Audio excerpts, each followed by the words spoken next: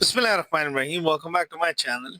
The video that I made, I think the last video was on SDR Sharp and previous video was on Fosphor Spectrum Analyzer. So he has made, this particular person has made a lot of different applications related to software-defined radios, and they are specifically designed for Windows, generally what I've seen so far.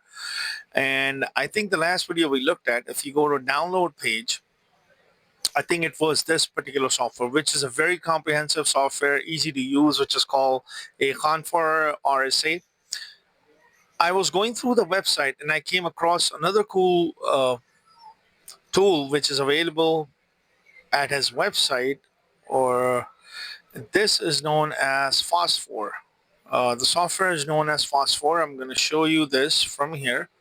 All the rest of the software that I've looked at, they are generally for if you have like many RTL-SDR dongles that you can combine them, but you have to have, I think, this particular hardware in order for you to combine it and for direction finding and things like that. The software that I'm talking about is actually a Fosphor Spectrum Visualization. This is kind of cool software. And it's easy to use and easy to understand and things like that. The controls are quite easy. And we're just going to go to the page. You can just simply go in and download this software. That allows you to actually either use your RTL SDR dongle, or either it allows you to use your HackRF to actually look at the spectrum. Look at the spectrum and visualize the spectrum. So that is known as Fosphor. I think I've downloaded this here. Let me just go in and show you where it is. It's right here.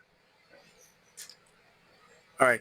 So this is actually designed for spectrum visualization, and this is for Windows. You can also use it with your RTL SDR, Airspy and HackRF. So I'm going to show you how you can do that. Just simply download this and you can unzip it using a password which is 1234. I have downloaded both of these versions. There's a beta version for it, and there's also a version which you can simply download. The difference between the beta version, this version and this version is this version, the newer version, has actually, you need a good GPU and it allows you to visualize in 3D. That's the only difference. Otherwise, all the rest of exactly the same. Make sure when you're using Windows, you should also install ZDIC in order for you to install the software for your HackRF and RTL SDR. Once these two things are set, just unzip it and let me just show you how does it look like. So once you unzip it, make sure you have your HackRF or your RTL SDR connected, and make sure you have installed software in Windows using ZDIC, which I think explained this. Just simply then open up the software itself, and it's quite straightforward, but it allows you to see the spectrum very nicely. So just we're waiting for this to open up. I have actually downloaded several of them, but this turns out to be, I think, is quite comprehensive. I mean, it's easy at the same time. For visualization purposes, it's quite nice. All right, now once you open up this, once the software open up, you will see a flow graph that looks something like this, which is actually nothing but a spectrum. The setup and the control bar is quite easy to understand.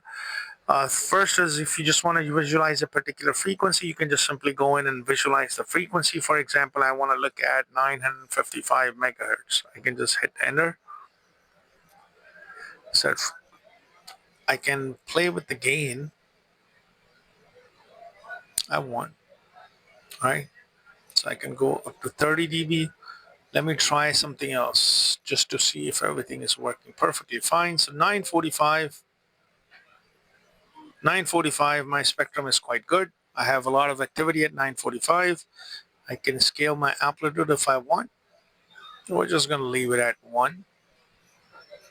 I can change my sample rates. I'm going to change sample rate to 20 megasamples because I can do that because I have HackRF. This comes handy, step size, when you are trying to scan the spectrum. When you are trying to scan the spectrum. So for example, if you decided to scan the spectrum, what do you need to do? Just simply go in here, just simply type in. You can stop the flow graph. That would just turn off that screen. So you can just simply go in.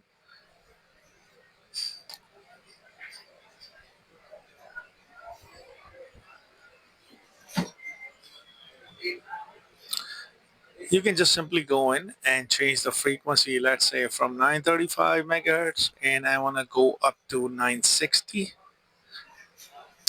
Dwell time basically means step size of this, 10,000 kilohertz, and dual sizes mean that how quickly you want to scan. The smaller this number is, the faster it's going to scan. I'm going to leave everything as is. I want to choose this step size to be 1 megahertz, and I'm going to hit start the scan. Once you automatically, so what it's going to do now, it's going to start scanning from 935 all the way up to 960 megahertz, as you can clearly see this from the spectrum, which is the coolest feature of this particular software, that when you scan this, it will actually let you see that scanning process which is taking place. So that's the cool thing about this particular Phosphor software. So generally, I think it takes a lot of toll on your hardware. That's why you can see that it has probably stopped. So I'm going to stop the scan, and I'm going to stop the flow graph. So this is probably a better, I mean, just for visualization and just to see, because I could not find any software that allows you to scan the entire spectrum automatically once you set a scanning range for it. But this particular software in Windows is quite good. So let me just show you. So this is how you can start scan. This is going to start scanning the flow graph from all the way from 935 all the way up to 960. Of course, it's going to be CPU intensive. If you can scan the entire spectrum of your HackRF from 1 megahertz all the way up to 6,000 megahertz using a Phosphor Windows software. So that's what I wanted to introduce in this video. I hope you find this video to be helpful. If you guys have any questions, you can just simply leave it in the comment section. And don't forget to like and subscribe to my channel. And thanks for watching.